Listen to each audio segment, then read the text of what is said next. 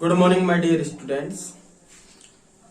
जैसा कि आपको पता है हम चल रहे हैं excretory products and their elimination, इस वाले चैप्टर पर हम चल रहे हैं।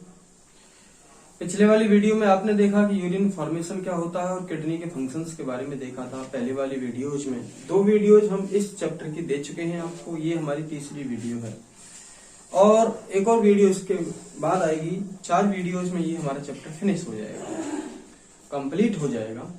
तो आज हमारा जो टॉपिक होने वाला है वो हमारा पहला वाला टॉपिक कौन सा है?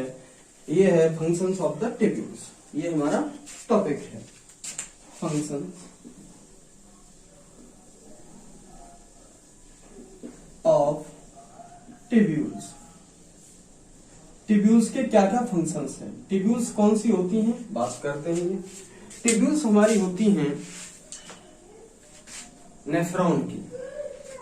नेफ्रॉन की बोमेंस कैप्सूल से ट्यूब्यूल जाती है, प्रॉक्सिमल कॉन्वोल्यूटेड ट्यूब्यूल है, पीसीटी जिसे कहते हैं, हेनले लूप है और हमारी डिस्टल कॉन्वोल्यूटेड ट्यूब्यूल है। तो ये हमारे ट्यूब्यूल्स हैं और इनके फंक्शंस क्या हैं, पहला वाला जो टॉपिक है। उसके बाद हमारा जो टॉपिक होगा कॉन्सेंट्रेशन ऑफ यूरिन, यूरिन का कैसे कॉन्सेंट्रेशन होता है, इसके बारे में हम इस वीडियो में पढ़ेंगे। तो पहली वाली ट्यूब्यूल के बारे में हम देख लेते हैं। पहली वाली ट्यूब्यूल कौन सी? Proximal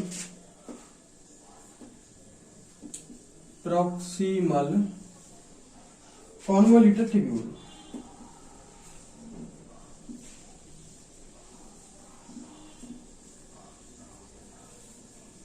proximal convoluted tubule, PCT. ये देखिए भैया, पीसीटी क्या है? पहली बात तो ये, आपने नेफ्रॉन का स्ट्रक्चर देखा होगा। नेफ्रॉन में बोमेंस कैप्सूल होता है। बोमेंस कैप्सूल के बाद एक नेटवर्क बनता है नली का, उसको क्या कहते हैं? पीसीटी। उसके बाद जो ऐसे यू शेप्ड स्ट्रक्चर होता है उसको हम हेनले लूप कहते हैं और उसके बाद फिर नेटवर्क बनता है ट्यूब्यूल का, उसको हम कहते हैं डिस्टल कॉन्वोल्यूटेड ट्यूब्यूल। ये 3 हमारी ट्यूब्यूल होती है। तो इनका क्या फंक्शन है ये देखते हैं। All the essential nutrients, all the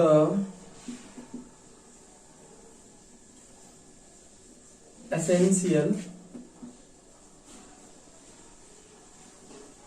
nutrients, all the essential nutrients and 70-80% of electrolytes,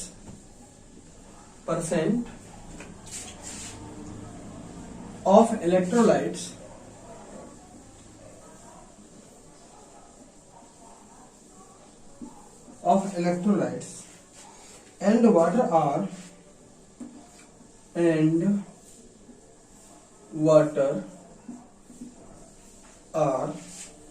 reabsorbed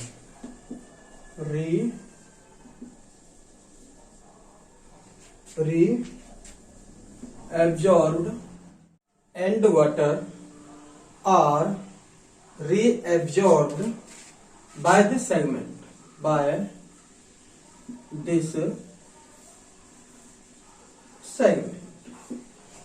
ठीक है।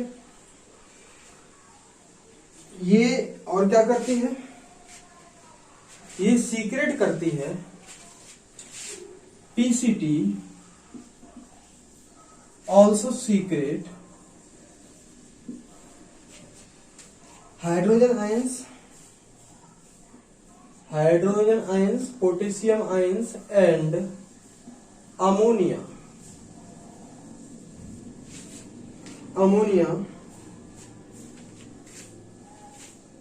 for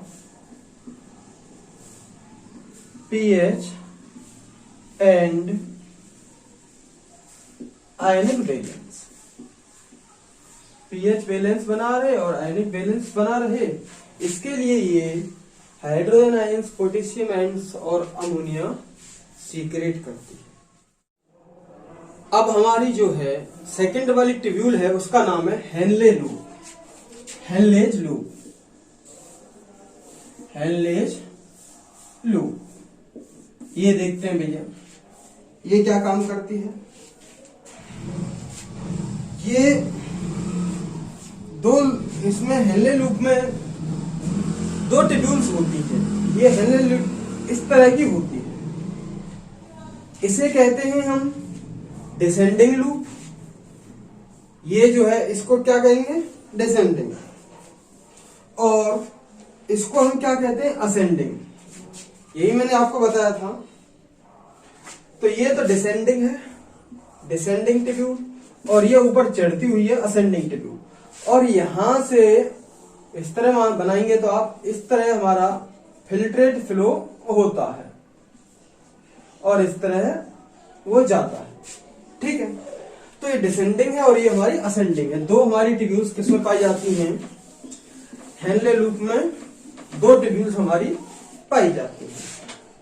तो देखते हैं हम, the descending limb of the descending limb of loop of Henle, loop of Henle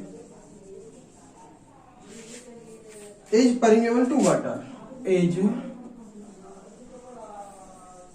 permeable to water. Water के लिए तो ये परमिएबल होती है, बट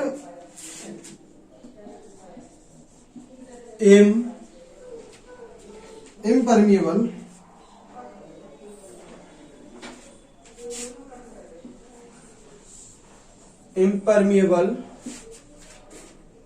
टू इलेक्ट्रोलाइट्स।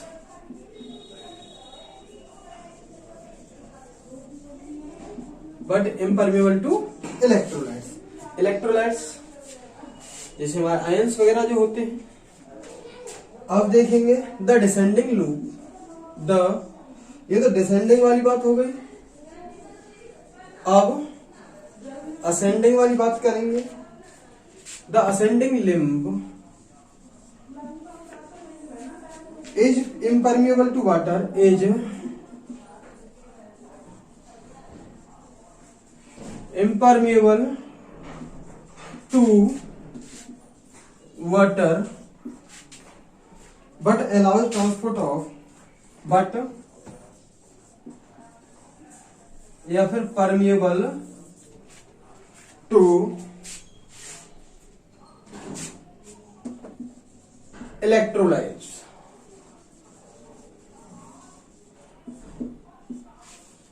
देखिए हेनले लूप क्या है, दो तरह की लिम्ब थी इसमें, असेंडिंग लिम्ब और डिसेंडिंग लिम्ब। याद रखना है, पहले वाली जो लिम्ब है, पहले वाली जो ट्यूब्यूल है वो वाटर के लिए तो परमिएबल है, लेकिन दूसरे वाली वाटर के लिए परमिएबल नहीं है।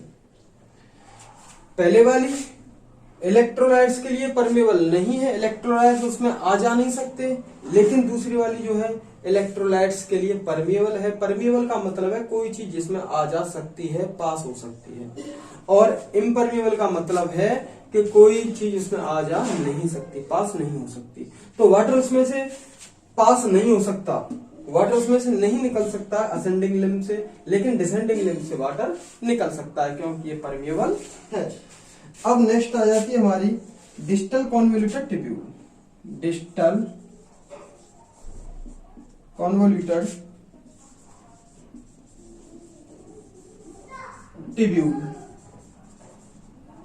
Distal convoluted tubule. इसकी है क्या, डीसीटी। ये देखते हैं भैया,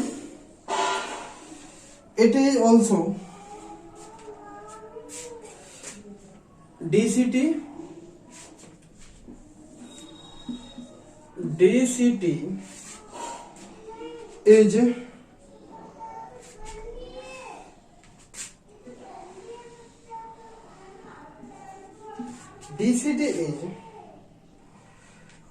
reabsorb, DCT डायरेक्ट कर दे DCT reabsorb to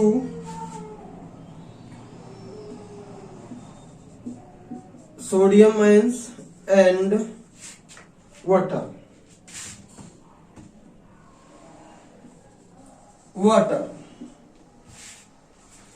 sodium ions, water,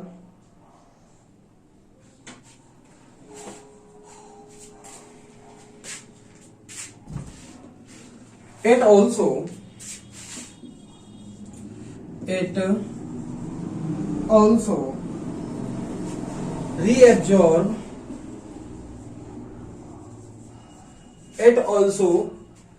reabsorb bicarbonate SCO3 hydrogen and secrete hydrogen ions, potassium ions and ammonia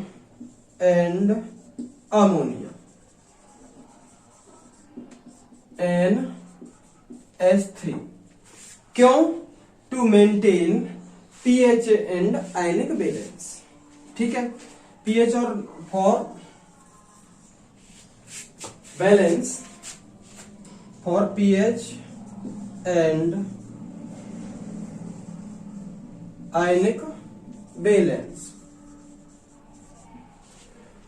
तो ये हमारा distal convoluted tubule. Distal convoluted tubule क्या करती है? सोडियम आयंस को और वाटर को रीएब्जॉर्ब करती है, और ये बाइकार्बोनेट आयंस को भी SCO3 को भी रीएब्जॉर्ब करती है।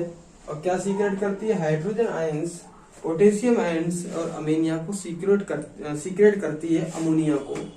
क्यों करती है? क्योंकि इसको pH और आयनिक बैलेंस बनाना है, यानी pH कम ज्यादा नहीं होना चाहिए। जैसे यूरिन का pH कितना होता है आपको पता है क्या? यूरिन का pH होता है 6, स्लाइटली एसिडिक होता है। अब आती है हमारी कलेक्टिंग डक्ट, लास्ट वाली है ये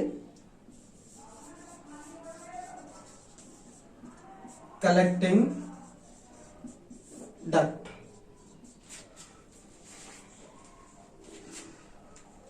इसमें लिखेंगे सबसे इंपॉर्टेंट रोल क्या है इसका?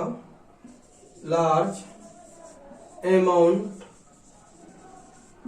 Of water is reabsorbed by this segment, इस सेगमेंट के द्वारा ज्यादा क्वांटिटी में वाटर रीएब्जॉर्ब किया जाता है, और हाइड्रोजन आयंस, पोटेशियम आयंस और अमोनिया भी इसके द्वारा ही सीक्रेट किया जाता है आयनिक बैलेंस और pH के लिए। तो ये हमारी ट्यूब्यूल्स हो गई। ट्यूब्यूल्स का फंक्शन हो गया, ये ट्यूब्यूल्स है और इनका ट्यूब्यूल्स का फंक्शन है। अब हम देखेंगे कि यूरिन को कैसे कॉन्सेंट्रेट किया जाता है, उसके बारे में हम देखते हैं।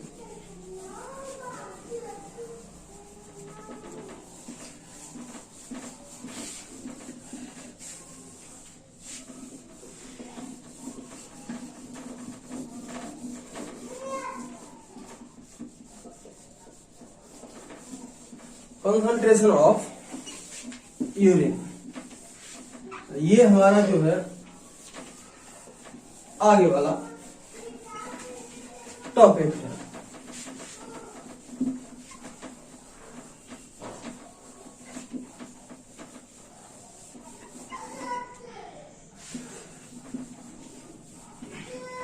इसको मैं आपको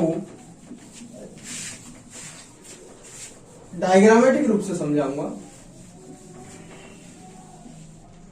देखिए यूरिन को कैसे कंसंट्रेट किया जाता है। पहले आप ये समझें कि फ्लो कैसे होता है। ये हमारा कोई पाइप है, इसमें कोई सब्सटेंस फ्लो कर रहा है, ये ऐसे जा रहा है। तो ये सीधा सीधा होगा तो सीधा सीधा चलता जाएगा। लेकिन अगर हम इसको यूं इस तरह मोड़ दें, इस तरह मोड़ दें, तो प्रेशर सबसे ज्यादा कहाँ एग्जर्ट होगा, यहां पर सबसे ज्यादा प्रेशर लगेगा, सबसे ज्यादा प्रेशर लगेगा कि नहीं, और ये इस तरह ऐसे जाएगा। लेकिन काउंटर करंट मैकेनिज्म कहेंगे इसको, कि ये हमारा प्रेशर यहां पर एग्जर्ट करेगा। सेम ऐसे ही हमारी यहां पर मान लीजिए बोमेंस कैप्सूल है, ठीक, ये बोमेंस कैप्सूल है, और यहां से हमारा फिल्ट्रेट जो है वो ऐसे जा रहा है। प्रेशर हमारा यहाँ पर कितना बनता है 1200, और यहाँ पर प्रेशर जो है वो कितना होता है हमारा 300, इतना तक प्रेशर हमारा होता है। 300 m पर ऑस्मोलीटर, 300 मिलीलीटर पर ऑस्मोलीटर यहां पे होता है, और यहां पे कितना होता है 1200 प्रेशर। सेम कहानी अगर हम देखें इसके साथ, जो हमारी ब्लड की कैपिलरी जा रही है, ब्लड की कैपिलरी को हम इस तरह से बनाएंगे, ये हमारी खून की नली है, खून की नली में ब्लड जो फ्लो होता है वो इस तरह फ्लो होता है। सेम ब्लड की जो नली है उसमें यहाँ पे 300 मिलीलीटर पर ऑस्मोलीटर हमारा प्रेशर होगा, और यहाँ पे इसका कितना होगा 1200। अब एक बात बताइए आप, ये जो है इसके ऊपर होती है, ये मैंने दोनों को अलग अलग समझाने की बेस पर अलग अलग बनाया है, ऐसे ही एनसीईआरटी में हमारी में है, बहुत अच्छा दे रखा है। हमारा इसमें से कोई सब्सटेंस निकलेगा, जैसे वाटर निकल रहा है, कुछ इलेक्ट्रोलाइट्स निकल रहे हैं, और इसके साइड ये पड़ी है, और यहां से ही बहुत ज्यादा क्वांटिटी में निकलेगा क्योंकि यहाँ पे प्रेशर ज्यादा है। तो ये क्या करेगा, यहां से निकलता रहेगा और ये इसे लेता रहेगा और इसे तुरंत ही तुरंत सप्लाई करता रहेगा। तो इसमें ये खाली चीजें बनी रहेंगी, इसमें इसके प्रति यहां पर जैसे ये निकलेगा तो यहां सब्सटेंस बनेंगे, तुरंत सब्सटेंस को ये ले जाता रहेगा, तो यहां सब्सटेंस के लिए खाली जगह बनी रहेगी। तो इस तरह हमारा जो ये जाता है फिर यूरिन, ये किस में आता है, डिस्टल कॉन्वोल्यूटेड ट्यूब्यूल होती है, और यहां पर आ जाती है हमारी ये कलेक्टिंग डक्ट है। ये कौन सी है, कलेक्टिंग डक्ट। कलेक्टिंग डक्ट के थ्रू कहां पे जाता है, यूरेटर में जाएगा, यूरेटर से फिर ये यूरिनरी ब्लैडर में जाएगा। तो बाकी बहुत ज्यादा क्वांटिटी में यहां से भी कोई सब्सटेंस निकल रहा है, तो ये कहां पे जाएगा, इसमें चला जाएगा, क्योंकि ये वाला पोर्शन इसके ऊपर आएगा और ये कंटिन्यूअस इसमें जाता रहेगा और ये इसको ले जाता रहेगा। तो यहाँ पे खाली जगह बनती रहेगी और ये कंटिन्यूअस यहाँ से अंदर से बाहर की तरफ यहाँ की तरफ आता रहेगा। इस तरह हमारा यूरिन का कॉन्सेंट्रेशन होता है। यूरिन कॉन्सेंट्रेट बनता है ज्यादा से ज्यादा अमाउंट में, लगभग 99% से भी ज्यादा हमारा यूरिन इस तरह रीएब्जॉर्ब होता है। 180 लीटर फिल्ट्रेट होता है, जिसमें से मात्र 1 से 1.5 लीटर यूरिन हम पर डे जाते हैं। ठीक है, ये है हमारी काउंटर करंट की मैकेनिज्म के कैसे यूरिन हमारा कॉन्सेंट्रेट होता है। अब थोड़ी सी इसके बारे में थोड़ी लिख लेते हैं।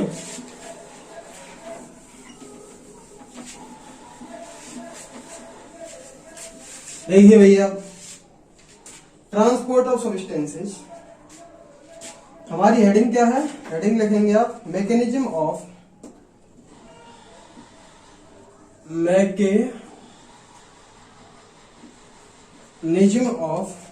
concentration of filtrate, concentration of filtrate, mechanism of concentration of filtrate। देखिए ये हमारी हेडिंग है, इसमें लिखेंगे transport of substances, transport of substances facilitated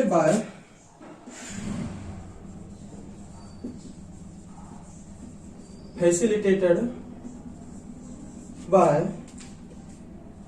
the special arrangement, the special arrangement of Henle's loop of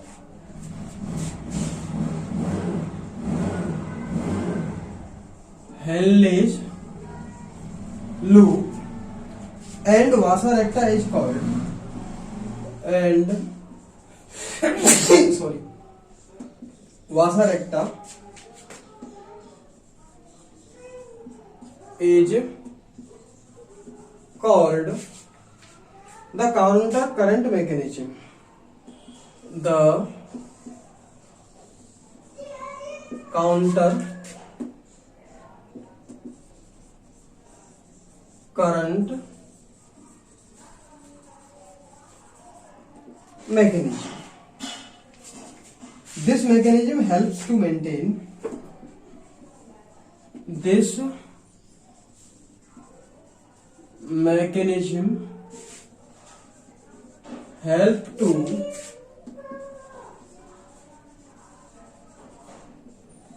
maintain a concentration gradient, a concentration gradient in the medullary interstitium, in medullary interstitium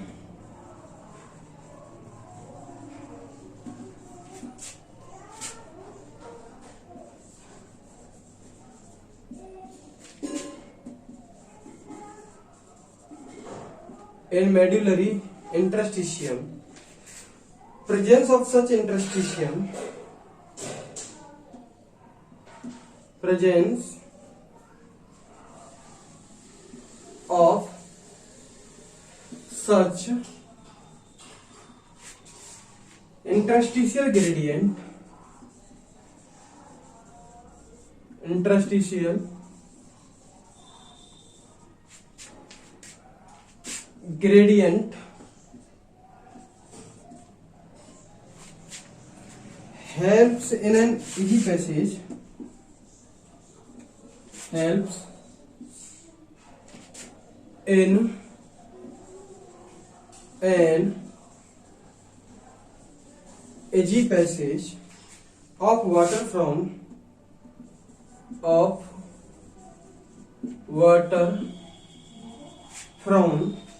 collecting tubules,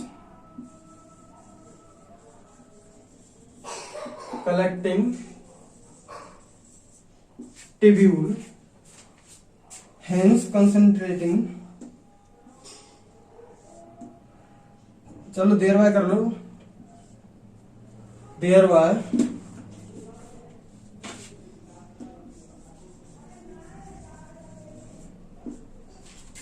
concentrating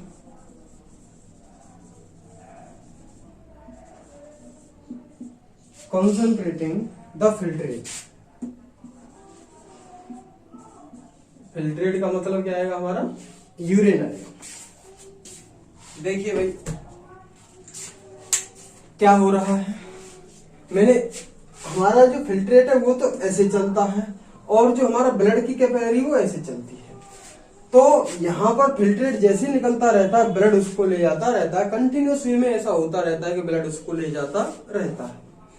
तो इस तरह हमारा ज्यादा से ज्यादा filtrate जो है वो रीएब्जॉर्ब हो जाता है। कहां पर रीएब्जॉर्ब हो जाता है, हमारे ब्लड में रीएब्जॉर्ब हो जाता है और हमारा यूरिन इस तरह हमारा क्या बनता रहता है, कॉन्सेंट्रेट बनता रहता है।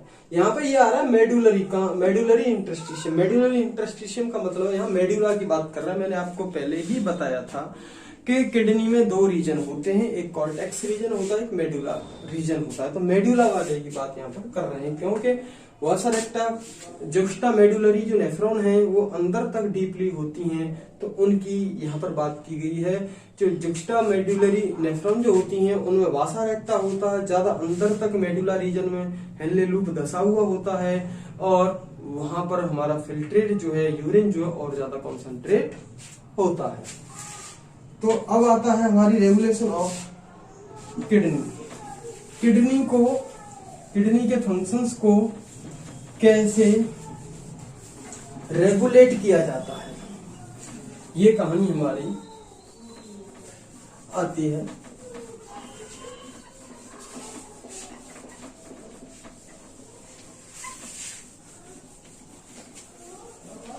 कि किडनी के फंक्शंस को कैसे रेगुलेट किया जाएगा।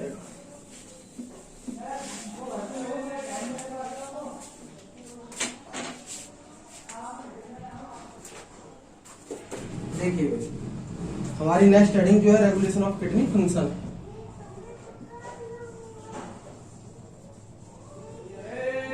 Regulation of kidney functions.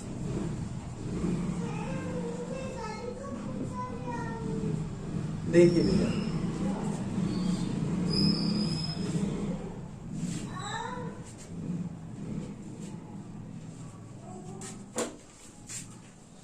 आप इसे समझने के लिए पहले एक बात समझेंगे कि किडनी को फंक्शंस को कैसे रेगुलेट किया जा रहा है। जब हम ज्यादा पानी वगैरह पी लेते हैं, वाटर ज्यादा पी लेते हैं, तो क्या होता है कि यूरिन भी हमें ज्यादा आता है। किसी दिन आप खुद पर एक्सपेरिमेंट करके देखना कि पानी आप ज्यादा पी लो, ठीक, पानी ज्यादा पी लिया है तो आप बार बार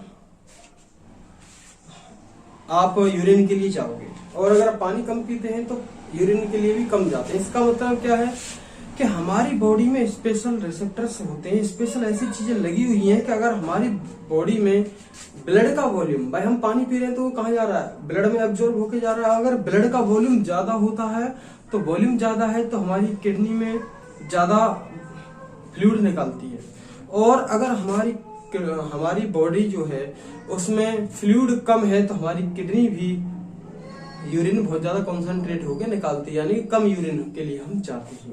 तो इसका तरह हम देखते हैं कि हमारी बॉडी में भी किडनी के फंक्शन को कोई कंट्रोल कर रहा है। ऐसा नहीं कि किडनी फिल्ट्रेट करती जा रही हो, ज्यादा निकालती जा रही है, पता चला कि ब्लड हमारा 2 किलो ही रह गया, 2 लीटर ही रह गया। ऐसा नहीं, अगर ब्लड का वॉल्यूम ज्यादा है, हमारी बॉडी में फ्लूइड का वॉल्यूम ज्यादा है, तो हम ज्यादा उसे मेंटेन करना है। मान लीजिए 5, एक एग्जांपल लें, 5 लीटर है हमारी फ्लूइड का वॉल्यूम, हमारी बॉडी में ब्लड का वॉल्यूम 5 लीटर है और वो 7 लीटर हो गया, तो किडनी बार बार फिल्ट्रेट करेगी उसे और 5 लीटर करने की कोशिश करेगी। अगर फ्लूइड वॉल्यूम ज्यादा है तो किडनी बार बार फिल्ट्रेट करेगी और उसे फ्लूइड को बाहर निकालेगी। लेकिन हमारी बॉडी में 5 से 5.5 ही फ्लूइड वॉल्यूम है, तो हमारी किडनी ऐसा नहीं है कि फिर भी 2 लीटर निकाले, कम ही निकालेगी। तो इसका मतलब हमारी किडनी के फंक्शन को कोई कंट्रोल कर रहा है ना। तो वही देखते हैं हम यहाँ पर कि किडनी के फंक्शंस को कैसे रेगुलेट किया जाता है, कैसे कंट्रोल किया जाता है।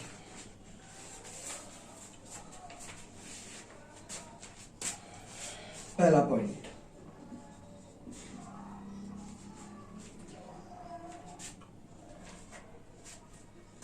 ऑस्मोरेसेप्टर्स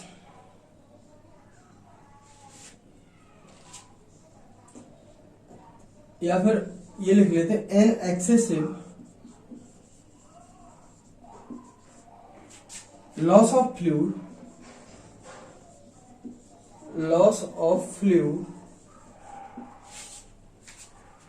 from the body can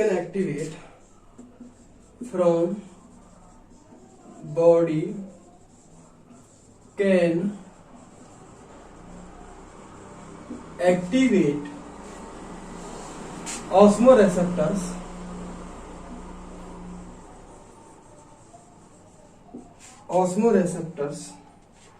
which stimulate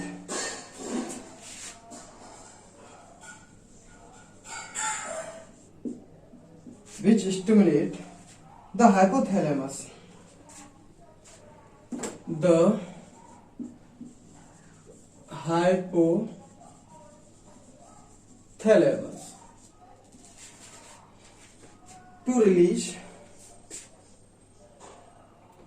to release antidiuretic hormone,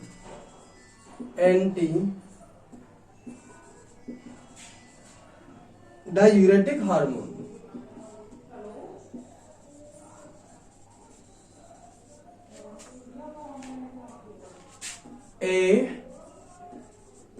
ADH। और एंटी डायूरेटिक हार्मोन का दूसरा नाम क्या है? Vasopressin.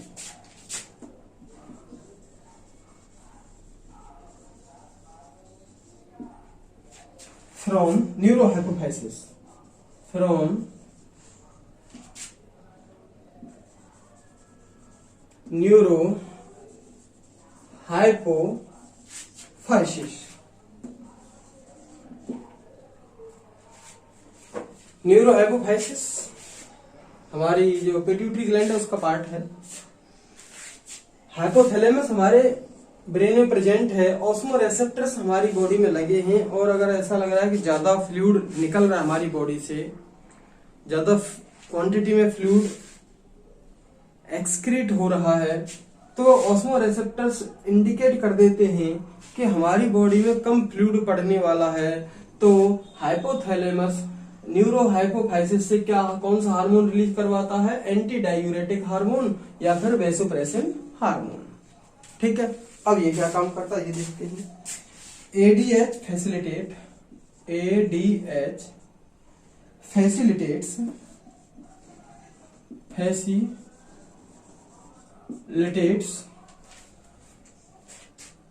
Water reabsorption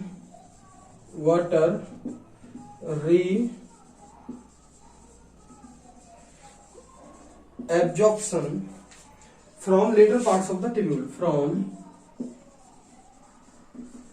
later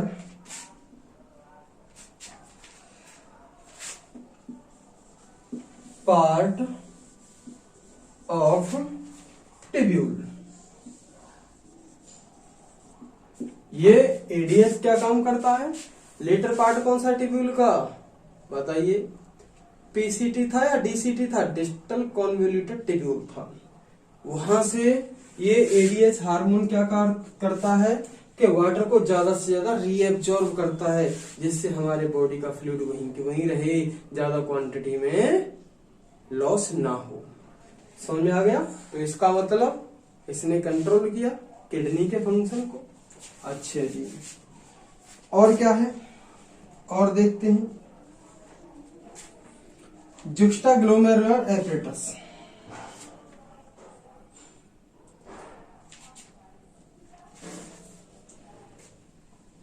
जुक्स्टाग्लोमेरुलर apparatus, इसको हम क्या कहेंगे? JGA। ये भी कहां पर होता है? लेटर पार्ट में होता है किडनी में। ठीक है, ये इसकी सेल्स क्या करती हैं? जैसे ही GFR का मतलब होता है क्या? जुक्स्टाग्लोमेरुलर, जो GFR जो होता है, JFR glomerular filtration rate, GFR अगर जैसे ही गिरता है, मैंने आपको बताया ग्लोमेरुलर फिल्ट्रेशन रेट यानी कि कितने अमाउंट में फिल्ट्रेशन हो रहा है 1 मिनट में, उसको हम क्या कहेंगे? GFR, glomerular filtration rate. अगर ग्लोमेरुलर फिल्ट्रेशन रेट GFR कम हो रहा है तो हमारी JGA सेल्स जो होती हैं वो क्या रिलीज करती हैं? रेनिन हार्मोन रिलीज करती हैं। तो देखिए, a fall in glomerular blood flow, glomerular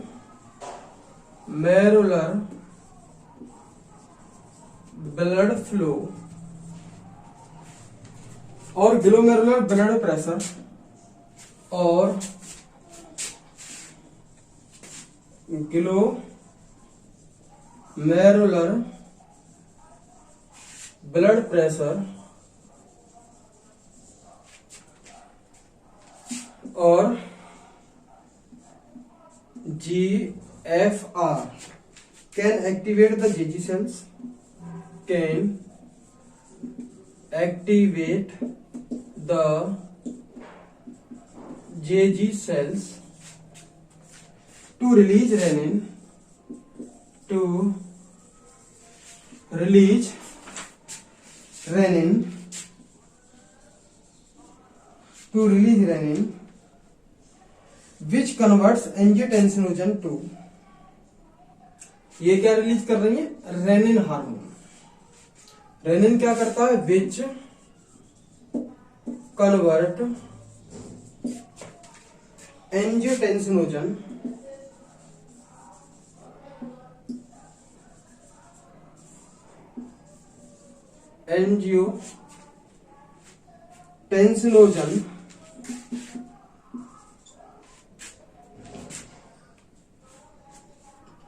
in blood to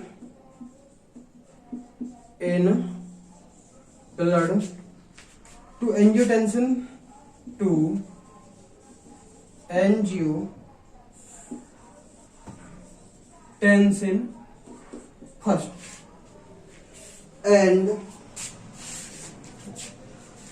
angiotensin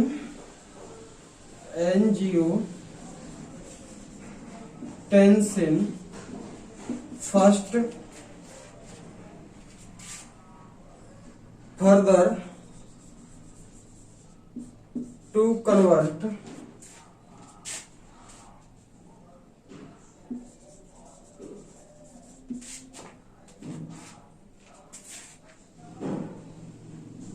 into angiotensin second, angiotensin second, which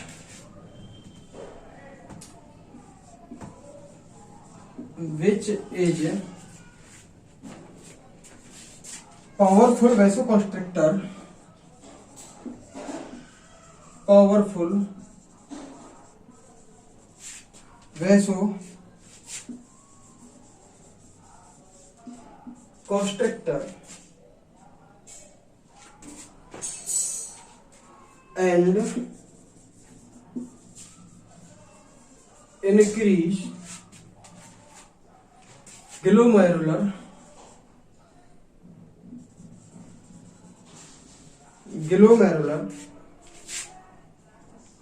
blood pressure.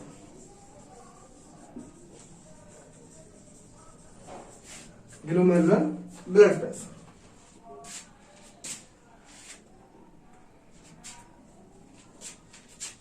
Angiotensin second, angiotensin second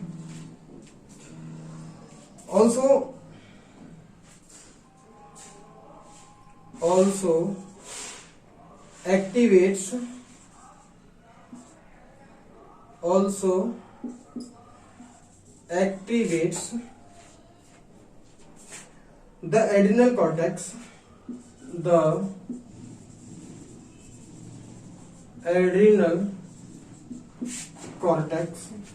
to release aldosterone,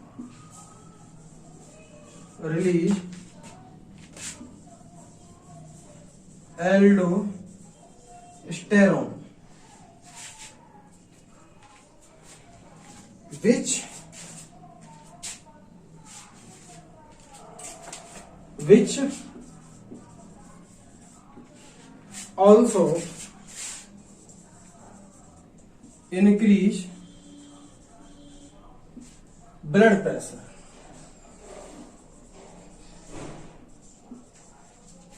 Which also increase blood pressure. Hence, this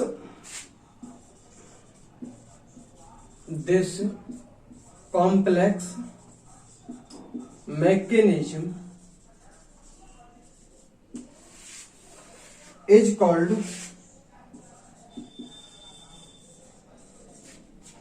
renin-angiotensin mechanism. Renin-angiotensin tension mechanism.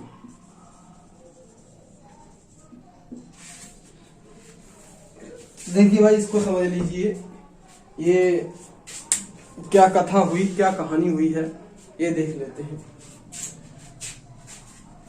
कि यहां तक तो मैंने आपको बता दिया था।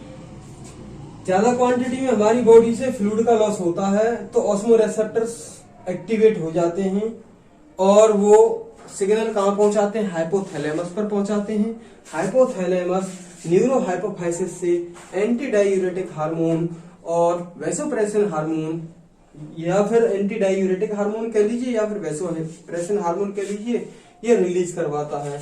और एडीएस क्या करता है, लेटर पार्ट, टिब्यूल के लेटर पार्ट से हमारा वाटर का रीअब्जॉर्प्शन बढ़ा देता है, जिससे फ्लूइड हमारा वहीं पे रहता है। जुक्स्टाग्लोमेरुलर एपरेटस भी हमारे डीसीटी पर लगे हुए होते हैं, डिस्टल कॉन्वोल्यूटेड टिब्यूल पर लगे हुए होते हैं जुक्स्टाग्लोमेरुलर एपरेटस। इसकी सेल्स जब ऐसा लगता है कि हमारा फिल्ट्रेट कम आ रहा है, उस हिसाब से नहीं आ रहा, ठीक, या फिर बॉडी का वॉल्यूम बहुत ज्यादा है लेकिन फिल्ट्रेट कम आ रहा है, तो इसकी सेल्स एक्टिवेट हो जाती हैं और कौन सा हार्मोन रिलीज करती हैं, रेनिन हार्मोन रिलीज करती हैं। ब्लड प्रेशर कम हो गया है, जीएफआर कम आ रहा है, ग्लोमेरुलर ब्लड प्रेशर कम है, ग्लोमेरुलर फिल्ट्रेट रेट कम है, तो इसकी सेल्स कौन सा हार्मोन रिलीज करेंगी, रेनिन हार्मोन रिलीज करेंगी, जो किस में कन्वर्ट हो जाएगा, एंजियोटेंसिन में कन्वर्ट हो जाएगा। एंजियोटेंसिन किस में कन्वर्ट हो जाता है, angiotensin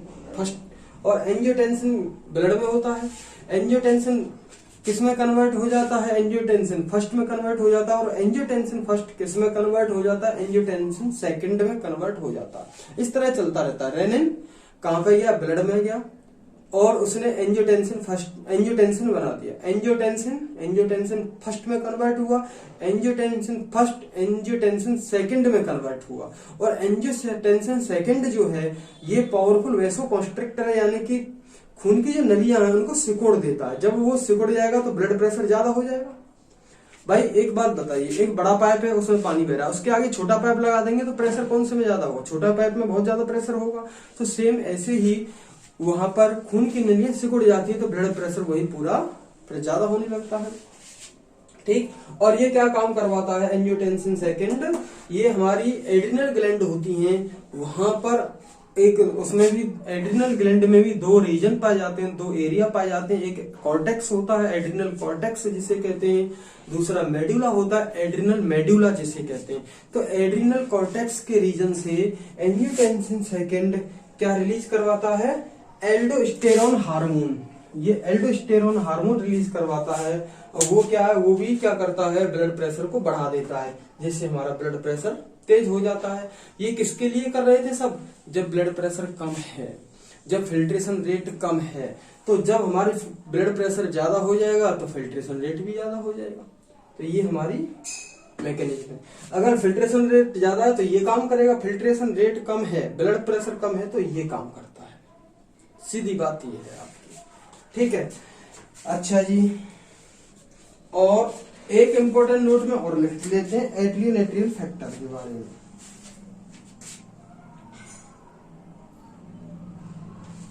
atrial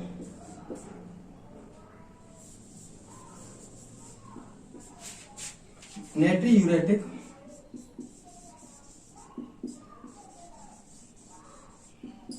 factor,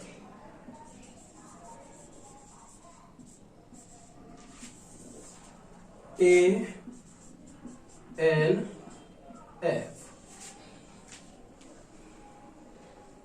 present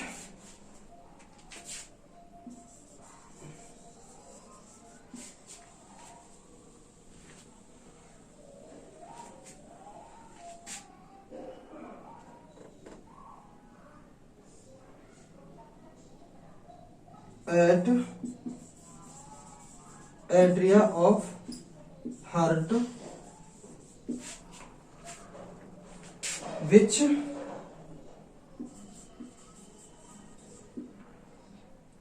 cause vasodilation।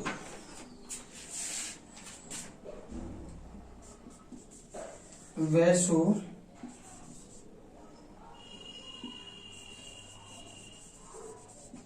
Dilation and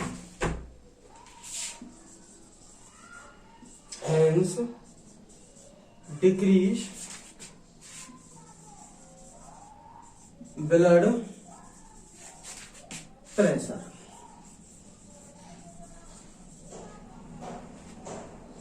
देखिए भाई, एट्रियल नेट्री यूरेटिक फैक्टर जो होते हैं ये हमारे ब्लड के एट्रियम में प्रेजेंट होते हैं। जब ऐसा लगता है कि भाई ब्लड प्रेशर बहुत ज्यादा हो रहा है, हार्ट के लिए भी नुकसानदायक होता है ब्लड प्रेशर, तो ये क्या है, एएनएफ एट्रियोनेट्रिक फैक्टर रिलीज होते हैं और जो खून की नलियां जो ज्यादा सिकुड़ी हुई हैं ये इसको क्या करते हैं, चढ़ा देते हैं, जिससे ब्लड प्रेशर हमारा घट जाता है, नॉर्मल स्थिति में आ जाता है। तो ये भी हमारा इसका उल्टा काम करता है, यानी कि ये वैसोकॉन्स्ट्रिक्टर है।